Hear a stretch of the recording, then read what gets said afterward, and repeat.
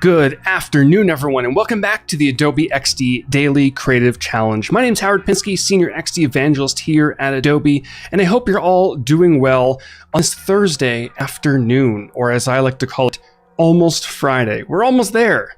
Hope you're all having a great day. If you are tuning in live here on Behance, let me know in the chat who you are and where you're tuning in from. We've got Sam and McCorn and Gus and Katie and Manny and Sarah, Bruce, Golden Rose, Carol, Abir. Great to see all of you, new faces, old faces. Hope you're all ready for the next Daily Creative Challenge. We're going to just dive into things today.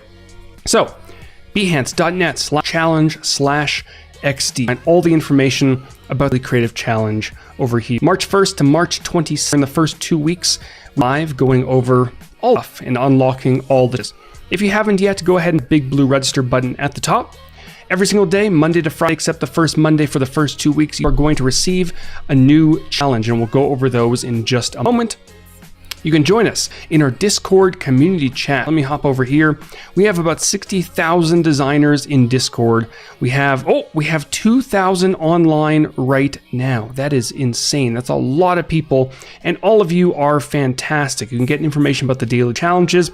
You can ask questions, share tips and tricks, talk about career advice. And if you're participating in these challenges, you can hop into the challenge channel. Where did it go? There it is. And we have a lot of you posting amazing work already in there.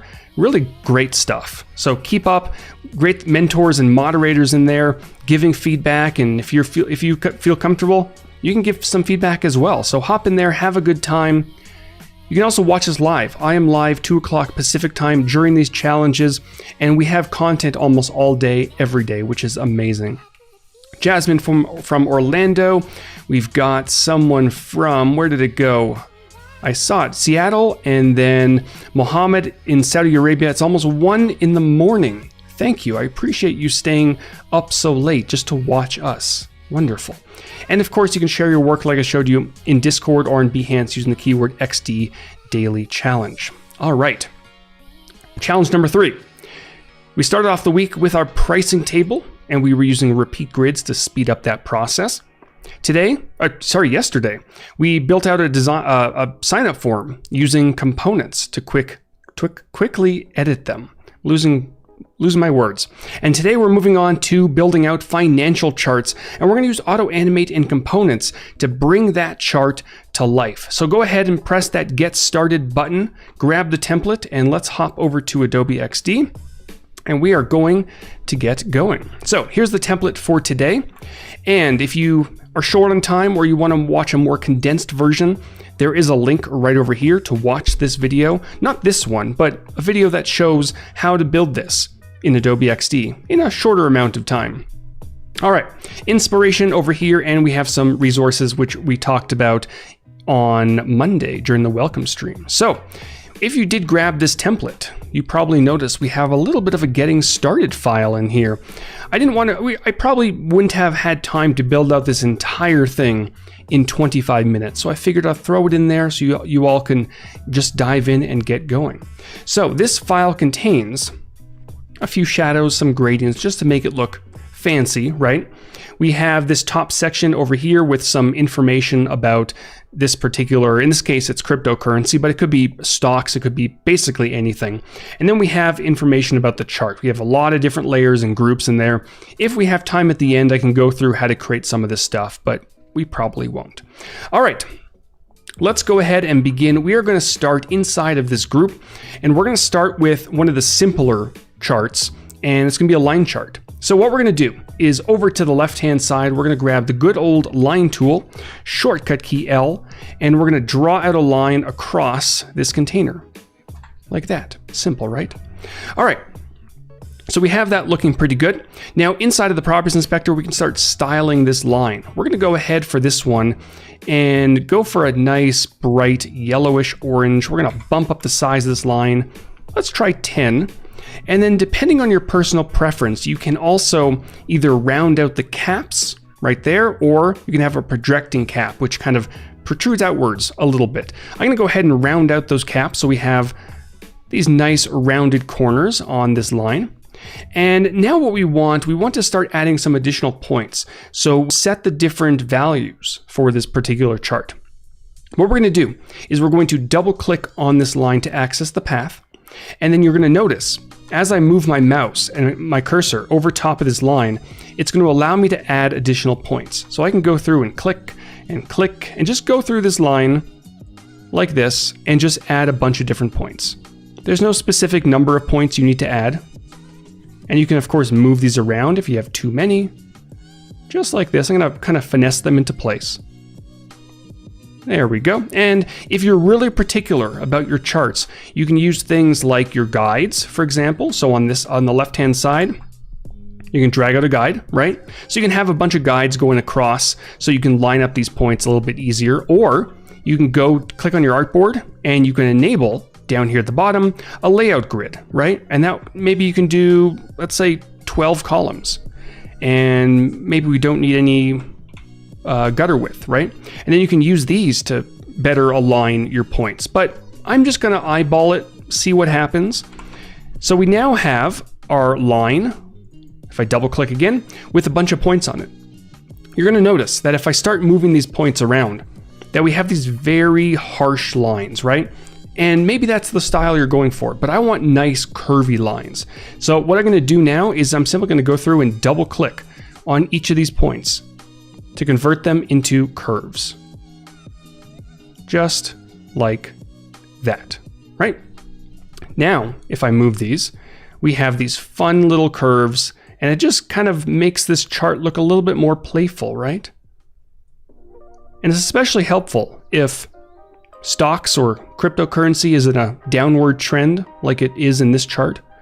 You know, it's not fun losing money, but it's a nice playful chart, right? Right. All right, now what I might also want to do is I may want these charts to kind of flow off of the artboard. Maybe there's additional information over to the left. So I'm going to drag this on over and I'm going to add a few additional points. I'm just clicking and dragging. There we go. And I can drag this over like that, right? Whoops. Perfect. And you can use those handles to make the points longer or smaller. Or what you can also do, if you have a point that looks a little bit strange, you can double click to get rid of the curve and then click again, and it's going to add that curve back. Beautiful. All right, so we have our first chart looking pretty good, right? And we will deal with the fact that, you know, it's kind of flowing off the artboard in just a moment. So don't worry too much about that. I'm going to go ahead and name this line chart. Now, the next chart we want to add, and this is going to be a little bit more complicating, is the candle chart. And if you're familiar with, you know, stocks and cryptocurrency, certain views show you the candles, you know, where during a certain period, where, you know, what the high was, what the low was, and kind of what that range was. So we're going to start by creating our first candle. I'm going to grab the rectangle and I'm going to draw one out. This is going to be the largest that this candle is going to be, right? Bring it in a little bit, and we're going to change this to green. There are two colors for the candles. There are green and red. Green is positive, red is negative, right? Just like that. And in addition to this big chunk, right, there's usually a stem at the top and the bottom, which kind of shows, you know, like deflection points or spikes, right? So what I'm going to do is I'm going to duplicate this, Command and Control D, bring it in a little bit, and then bring it on up. Just like that, and maybe I'll bring it down a little bit more. Zoom it on in, and there we go. So we have our first candle, and this is our green candle. So I'm going to select both of these layers, group them, and I'm going to call this green. And now what we can do is we can duplicate this over to the right, and we can call this red, and simply change the color. Wonderful. So at this point we have two candles, but of course if you take a look at the chart, it's a very long chart and we're likely going to have a lot of candles going across this particular design. So I mean, you could sit there and, you know, duplicate a candle over and make it a little bit smaller and maybe dive in and grab this point and move it on up a little bit and then do the red one and just keep the process going. You could do that, right? But there are other ways. One other way is to use stacks.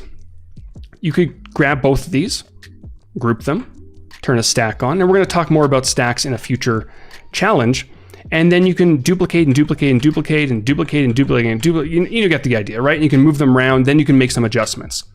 You can also use a repeat grid, which we talked about in the first challenge.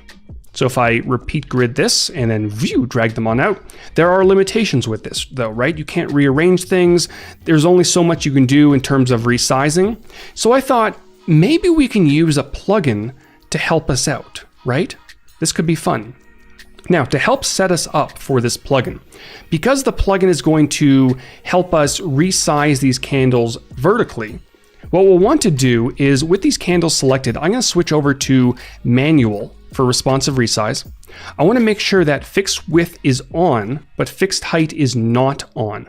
And if you want to make extra sure, you can dive into these particular shapes, into the groups, and do the exact same thing here, right? And it looks like everything should be pretty good. Yep, looks pretty good. Fixed width is on as determined by the group, and fixed height is not on. So we have our red candle, we have our green candle. We have customized our responsive resize settings. This is what we're going to do. With both of them selected, we're going to hop into our plugins panel at the bottom left-hand corner, and we are going to find a plugin called Confetti. If you don't have plugins installed, go ahead and press the plus button at the top and search for Confetti. And there it is. You'll want to grab this first one, not the legacy one. And when we dive into it, there's a lot of different settings we can customize. How many columns? First of all, how many rows? We just want one row, right? How many columns? Essentially, this is going to be how many candles are going to go across your artboard. And we want a lot of them, right? So what we're going to do is I'm going to bump this up to, let's try 40. 40 might be too much. It might explode my computer, but we're going to run with it. Next, randomize opacity. Probably don't want to do that because we want them to look identical. Same colors, same opacity. We don't want to randomize rotation. That would look ridiculous. But we do want to randomize the scale. So we're going to turn that on, right? And usually, maybe it's because I only have one selected. There we go. Okay. Let's try this. There we go. So yeah, you can control the minimum and the maximum. So the maximum is 100%, which is exactly what the size is right now. The minimum, we're going to go for 10% because we want them to go from this size here to nice and small. And because we restricted the width of these particular groups, it's not going to make them longer or thicker. It's going to only make them taller. Depth of field, not going to really come into play. And down here, we can control the different colors. So if you did want to just create one candle, you can enter the green and the red values down here. But are we ready for this? I'm going to move them over here just to give us some room. What we're going to do now is with those two selected, I'm going to press run. Wow, look at that. So we have candles all over the place, right? There we go. There they are. And if I hop over here, look at all these candles. There are a lot of candles going all over the place. And it, for the most part, did what we wanted it to do, right? It made some bigger, some smaller.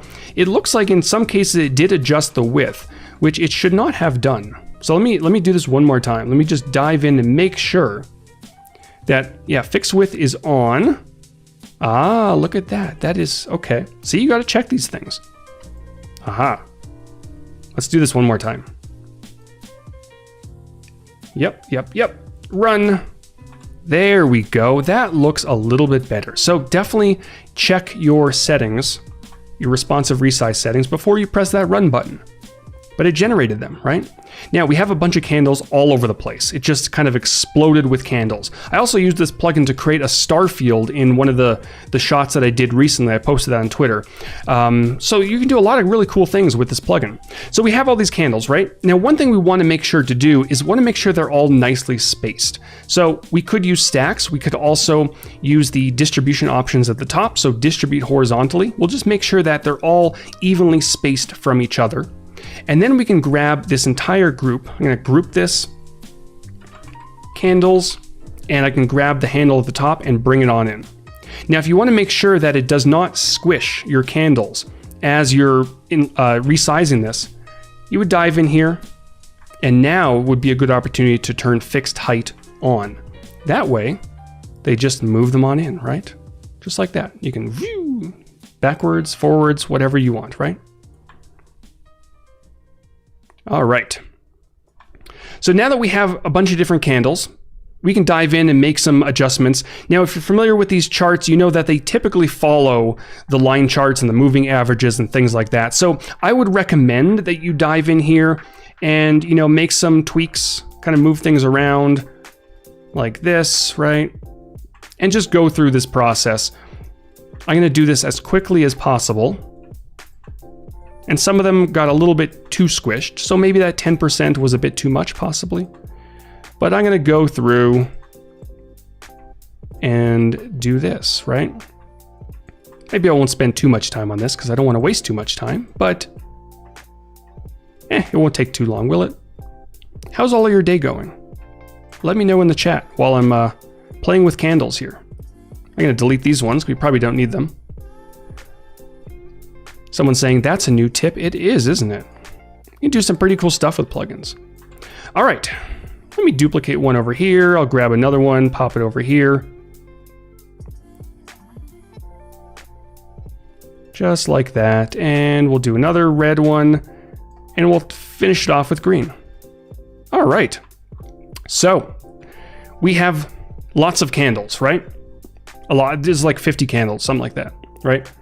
So that's looking pretty good. Now, what we want to do a few things.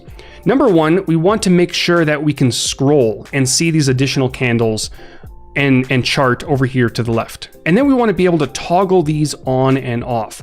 So let's start with our scrolling. What I'm going to do is I'm going to select the line chart and the candles, and I want to pop this into a scroll group. So with these both selected, over here to the right within the Properties Inspector, I'm going to turn on a horizontal scroll group. That's going to give us two new handles. One over here to the right, whoops, and one over here to the left. And we want to make sure that they snap to the bounds of this container. So as I'm dragging this over, it snaps, right? And this side snaps. And now that that's done, it masked out the parts of the chart that are outside of those bounds. And now I can press the play button at the top and I can use my mouse scroll wheel to scroll on over to see more, or I can just click and drag over, right? Wait a minute. Fancy. Next thing we want to do is we want to be able to, turn some of these on and off, or control maybe the hours and the minutes. So right now it's set to an hour chart. So it's showing the progress each hour, over the course of whatever it is, right? But maybe we want to switch it over to 30 minutes. So that's more focused on a specific time. What we're going to do is this. We have our scroll group, which I'm going to name charts. And now we want to also select this information here and put this into a component. So what we're going to do, and is there a plugin that lets you add images without opening Chrome?